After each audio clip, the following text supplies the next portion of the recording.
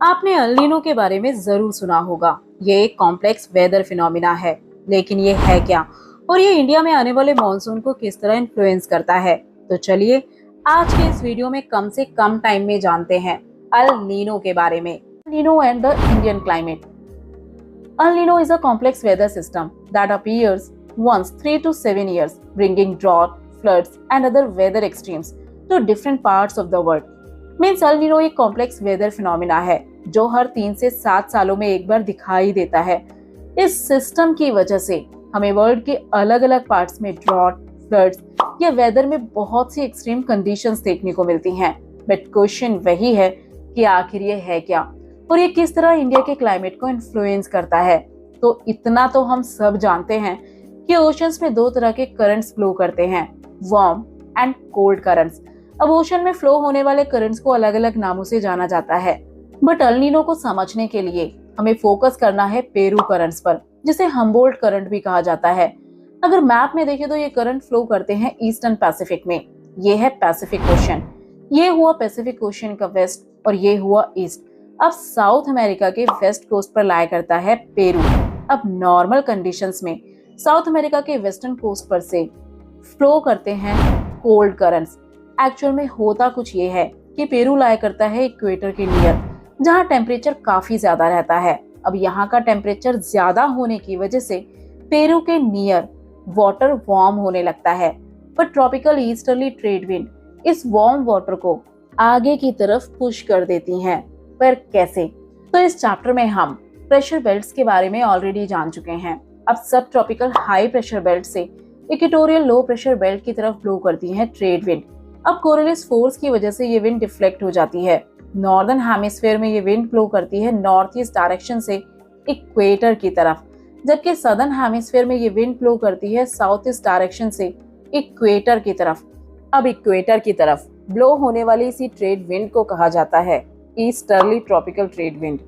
अब यही easterly trade wind east to west direction में पेरू के नियर वार्म हुए वाटर को ऑस्ट्रेलिया की तरफ पुश कर देती है, जिस वजह से अब ऑस्ट्रेलिया, इंडोनेशिया और साउथ ईस्ट एशिया के ऊपर क्रिएट होता है लो प्रेशर, क्योंकि यहाँ इस वार्म वाटर की वजह से यहाँ का टेम्परेचर बढ़ने लगता है और इस लो प्रेशर की वजह से ही वार्म एयर ऊपर की तरफ राइज होना शुरू कर देती है। देन होता है कंडेंसेशन, देन प्रेसिपिटेशन। यानी नॉर्मल कंडीशंस में इस रीजन में क्रिएट होता है लो प्रेशर, जिससे हमें इस रीजन में देखने को मिलता है रेनफॉल। अब जब easterly trade wind warm water को पुश करती है, तब पेरू के नियर ठंडे पानी की होती है अपवेलिंग। यानी वार्म वाटर के ऑस्ट्रेलिया की तरफ पुश होने से नीचे से ठंडा पानी ऊपर आ जाता है, जिसे कहा जाता है पेरू करंट, और इस प्रोसेस को कहा जाता है अपवेलिंग।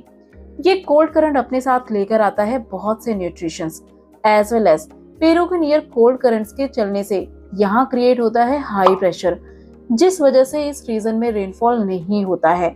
और रेनफॉल ना होने की वजह से हमें यहाँ देखने को मिलता है Atacama desert. In short normal conditions में ऑस्ट्रेलिया के ऊपर क्रिएट होता है लो प्रेशर, जिस वजह से ऑस्ट्रेलिया, इंडोनेशिया और South East Asia as well as India में हमें रेनफॉल देखने को मिलता है, जबकि साउथ अमेरिका के वेस्टर्न कोस्ट पर क्रिएट होता है हाई प्रेशर, जिस वजह से यहाँ रेनफॉल नहीं होता है और इसीलिए यहाँ हमें देखने को मिलता है डेजर्ट रीजन। तो ये थी नॉर्मल कंडीशन। अब एल नीनो में ये कंडीशन रिवर्स हो जाती है। यानी होता कुछ ये है कि नॉर्मल कंडीशन में ट्रेड विंड वार्म वाटर को पुश करती है वेस्ट की तरफ, बट एल नीनो की कंडीशन में ट्रेड विंड वीक हो जाती है, जिस वजह से अब वो पेरू के नियर हुए वार्म वाटर को ऑस्ट्रेलिया की तरफ पुश नहीं कर पाती हैं, और ऐसा होने से अब वार्म वाटर पेरू के नियर ही कलेक्ट होने लगता है, जिससे अब साउथ अमेरिका के वेस्टर्न कोस्ट पर क्रिएट होता है लो प्रेशर और ऑस्ट्रेलिया के आसपास हाई प्रेशर। यानी नॉर्मल कंडीशंस में विंड का मूवमेंट था ईस्ट टू वेस्ट डायरेक्शन की तरफ, बट एल नीनो की कंडीशन में विंड ब्लो करेगी वेस्ट टू ईस्ट डायरेक्शन की तरफ, जिससे वार्म वाटर पेरू के नियर कलेक्ट होता रहता है, जिससे अब पेरू के नियर क्रिएट होता है लो प्रेशर और ऑस्ट्रेलिया के आसपास हाई प्रेशर। अब पेरू के नियर लो प्रेशर बनने से वहाँ का टेम्परेचर 10 डिग्री तक बढ़ जाता है और टेम्परेचर इंक्रीज होने से वहाँ की एयर वार्म होकर ऊपर की तरफ राइज होने लगती है, जिसके बाद होता है क्लाउड्स का फॉर्मेशन यानी condensation, then precipitation. Mainly El Nino की कंडीशन में वाटर का movement west to east direction की तरफ होता है, जिससे इस रीजन में पेरुवियन करंट चलना बंद हो जाती हैं।